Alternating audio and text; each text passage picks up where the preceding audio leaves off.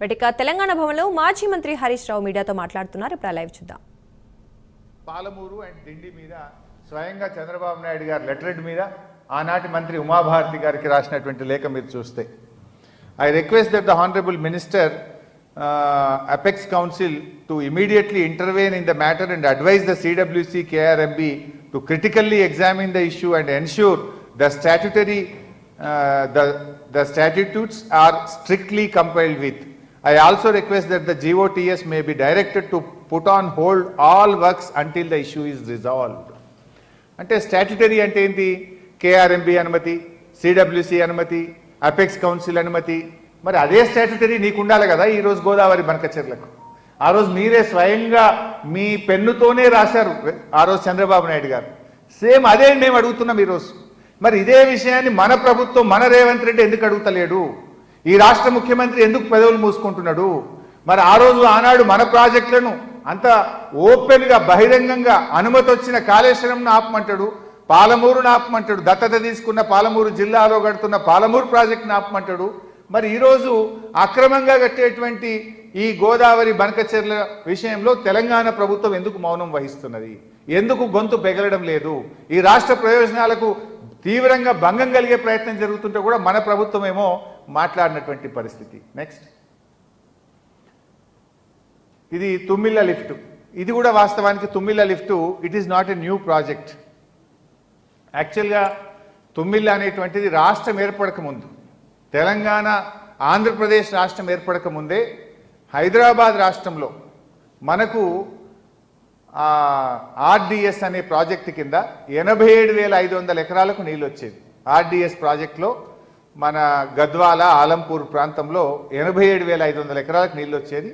ఇది approved project. మనకు బచావత్ ట్రిబ్యునల్లో కూడా ఈ ప్రాజెక్టుకు నీటి కేటాయింపులు ఉన్నాయి. అయితే ఆ రోజు ఏమైంది? ఉమ్మడి ఆంధ్రప్రదేశ్లో నిర్లక్ష్యం చేయడం వల్ల 87,500 ఎకరాలు బారాల్సినటువంటి ఆర్డిఎస్ ప్రాజెక్టు 20,000-30,000 ఎకరాలకు పడిపోయింది.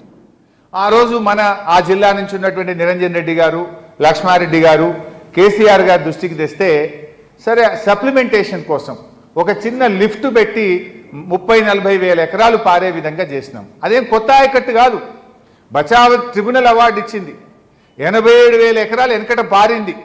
ఉమ్మడి ఆంధ్రప్రదేశ్లో సుంకిశాల నుంచి నీళ్లు రానియకపోవడం వల్ల ఆ ప్రాజెక్టు 30,000కు కుదించకపోతే ఒక లిఫ్ట్ పెట్టి మళ్ళీ 30-40 వేల ఎకరాలు యాడ్ చేస్తే దాన్ని కూడా ఆపమని ఉమ్మడి ఆంధ్రప్రదేశ్లో వాళ్ళు లెటర్ రాశారు. New project from the foreshore of Sunkishala reservoir taken up without clearance approval of the KRMB CWC apex council. Sunkesula barrage నుంచి ఆ రోజు నీళ్ళు వచ్చేది ఉంటే దాన్ని ఆపేటువంటి ప్రయత్నం చేసినారు. సో అట్లా ఇది మన బచావత్ అవార్డులో కేటాయింపులున్న ప్రాజెక్ట్. దానికి లిఫ్ట్ పెడితే దాన్ని కూడా ఆపాలని ఆ రోజు ఆంధ్రప్రదేశ్ ప్రభుత్వం ఈ 3 పర్మిషన్లు ఉండాలన్నారు. మరి ఆ మూడిట్లలో ఏ పర్మిషన్ లేదు వాళ్ళకు, వాళ్ళు నిర్మిస్తున్న గోదావరి బనకచెర్లకు. Next, this the point. యాక్చువల్గా ఇక్కడే నేను మీకు చెప్తా అన్నది. ఇక్కడ ఏంటంటే మనకు రాష్ట్ర విభజన జరిగేటప్పుడు పార్లమెంట్లో తెలంగాణ ఆంధ్రప్రదేశ్ విభజన బిల్లు ప్రవేశపెట్టినప్పుడు అందులో ఈ కింది లైన్ చెప్పారు, no new projects based on water resources arrived at based on appropriate dependability criteria on Godavari are Krishna reverse can be taken up by the state of Telangana are the state of Andhra Pradesh without obtaining sanction from the Apex Council on river water resources. All such proposals shall be first appraised and technically cleared by the respective board before sanction by the said Apex Council.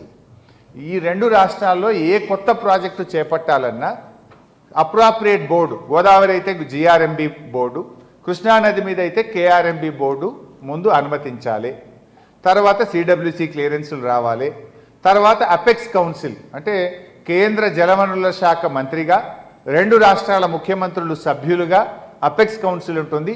అందులో clear అయిన తర్వాతనే ఏ కొత్త project అయినా చేపట్టాలి. మరి ఈ మూడిట్లలో ఏది ఉంది? ఇప్పుడు ఇంతకాలం చంద్రబాబు నాయుడు గారు రాసిన లేఖలు చూశారు ఆ రోజు. అంటే మీ బోర్డు అనుమతి లేదు, CWC అనుమతి లేదు, అపెక్స్ కౌన్సిల్ అనుమతి లేదు, వీళ్ళు ఎట్లా కడతారు అని మన ప్రాజెక్టులకు అడ్డుపడ్డారు. అవన్నీ కూడా old projects, they are not new projects.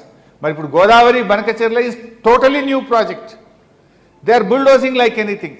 BJP సహకరిస్తుంది. ఆంధ్రప్రదేశ్ ఇప్పుడు ఈ నెలాఖరులో టెండర్లు పిలిచి ముందుకు పోయే ప్రయత్నం చేస్తూ ఉంది. నెక్స్ట్, ఇది మనకి ఎట్లా నష్టం? ఆంధ్రప్రదేశ్ ఇప్పుడు ఈ నెలాఖరులో టెండర్లు పిలిచి ముందుకు పోయే ప్రయత్నం చేస్తూ ఉంది. నెక్స్ట్, ఇది మనకి ఎట్లా నష్టం? 200 టీఎంసీలను హక్కుగా మార్చుకునే కుట్ర. ఇప్పుడు మీ అందరికీ తెలుసు, కృష్ణా మీద మొన్ననే బ్రిజేష్ కుమార్ ట్రిబ్యునల్ అవార్డు వచ్చింది. ఏ రాష్ట్రమైనా కూడా 1956 సెక్షన్ 3 కింద ఒక అవార్డు, అంటే మాకు ఈ నదీ జలాల్లో మాకు వాటా సరిగా రావడం లేదు అని కేంద్ర ప్రభుత్వానికి ఫిర్యాదు చేస్తే దాని మీద ఒక ట్రిబ్యునల్ వేస్తుంది కేంద్ర ప్రభుత్వం. వితిన్ 1 ఇయర్ వేయాలి. మీ అందరికీ కూడా తెలుసు, కేసీఆర్ గారు చాలా పోరాటం చేసి కృష్ణా నది మీద సెక్షన్ 3 మీద మనం అవార్డు తెచ్చుకున్నాం. దానికి చాలా రకాలుగా ప్రయత్నాలు, కేసీఆర్ గారు స్వయంగా వెళ్ళి అప్పటి ఉమాభారతి గారిని, గడ్కరీ గారిని, ఆ తర్వాత షెకావత్ గారిని కలవడం, వాళ్ళు వినకపోతే సుప్రీంకోర్టుకు పోవడం, వాళ్ళు మళ్ళీ వింటే కోర్టులో కేసు విత్డ్రా చేసి సెక్షన్ 3ని మనం కృష్ణా నది మీద సాధించినాం. ఇప్పుడు మనకు తాత్కాలిక ఒప్పందం 6634 ఉంది. బట్ కేసీఆర్ గారు సాధించిన సెక్షన్ 3 వల్ల రేపు 500కు పైగా టీఎంసీలు కృష్ణా నదిలో మనకు వచ్చే వెసులుబాటు కలిగింది. సో అది కేసీఆర్ గారు చాలా పోరాటం చేసి సెక్షన్ 3ని కృష్ణా నది మీద సాధించారు. నా ఇక్కడ గోదావరి మీద ఏం జరుగుతుందంటే, ఆల్రెడీ ఆంధ్రప్రదేశ్ ప్రభుత్వం గోదావరి నది మీద కూడా ట్రిబ్యునల్ వేయండి అని సెక్షన్ 3 కింద ఢిల్లీలో కంప్లైంట్ ఇచ్చింది ఆల్రెడీ. అయితే కేంద్ర ప్రభుత్వం ఏదైనా ఒక ఫిర్యాదు వస్తే దాన్ని పరిష్కరించాలి లేదా ట్రిబ్యునల్ వేయాలి.